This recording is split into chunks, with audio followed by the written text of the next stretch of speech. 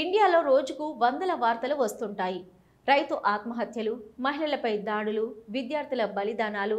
కానీ మన TV స్క్రీన్లపై pickles, వ్యక్తిగత సంబంధాలు, రీల్స్.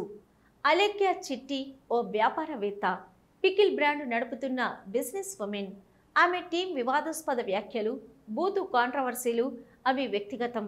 అయితే ఇవి మిడిల్ క్లాస్ గాసిప్ గ్రూపులే కాదు. ఈ రోజుల్లో మల్టీ కెమెరాల టీవీ ఛానళ్లలో లైవ్ డిబేట్లు అయ్యాయి. ఇంకా మన దేశంలో ఏమీ జరగడం లేదు అనిపించేది. కెమెరాలు, మైకులు, స్టూడియోలు అన్నీ ఒక యువతి ఇన్స్టాగ్రామ్ రీల్కి అంకితంగా పనిచేస్తున్నాయంటే మీడియా స్థాయిలు ఎంత దిగజారాయో ఆలోచించాలి. ఇంటర్నెట్లో ఏదైనా వైరల్ అయితే అదే చర్చ, అదే తుఫాను, అదే హైపర్. వాటితో పాటు వచ్చే titles, love controversy, pickle star downfall, sensational భామలు అవే న్యూస్ అనిపించేలా మారిపోయింది. ఇది జర్నలిజం కాదు, ఇది వైబ్రెంట్ గాసిప్ ఎకానమీ.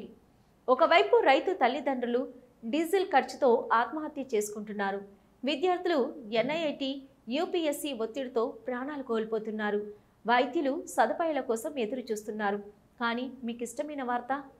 ఒక యువతి ఎవరిని తిట్టింది, ఏం మాట్లాడింది, డేటింగ్లు, బ్రేకప్లు, ఏ పిక్ పెట్టింది, ఎవరి స్టోరీకి ఎలా రియాక్ట్ అయింది, ఎడిటర్స్ రూమ్లో అసలు ఎవరు కూర్చుంటున్నారు, జర్నలిస్టులా లేక బుల్లి స్క్రీన్ గాసిప్ రైటర్స్లా?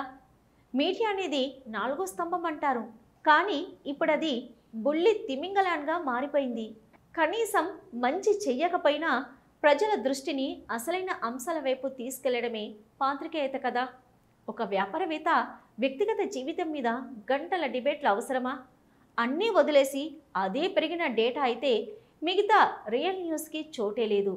ఈ వీడియో చూసే ప్రతి ఒక్కరిని ఒక ప్రశ్న అడగాలి అనిపిస్తుంది. మనం ఎంతో తెలివిగా వార్తలు చూస్తున్నాం అనుకుంటున్నాం, కానీ మనల్ని చూసే మీడియా ఏం చెప్తుందో మనకు అర్థమవుతుందా? వారి కోసమా మనం చూస్తున్నాం, లేదా మన కోసం వాళ్ళు సృష్టించిందా? ఇది కేవలం అలేఖ్య చిట్టి కథ కాదు, ఇది ఒక మీడియా పతనం కథ. ఇంకా ఎప్పుడైనా మనం ప్రశ్నించాలి. ఇది మేము మీకు తీసుకొచ్చిన పికిల్స్ కంటే ప్రాముఖ్యమైనవి మిగిలే ఉన్నాయి అనే స్పెషల్ యాంగిల్ స్టోరీ. నిజమైన సమాచారం కోసం, నిజమైన చర్చ కోసం మా ఛానల్ ఫాలో అవ్వండి. అందుకే మనం ప్రశ్నిస్తేనే మార్పు వస్తుంది. జై హింద్.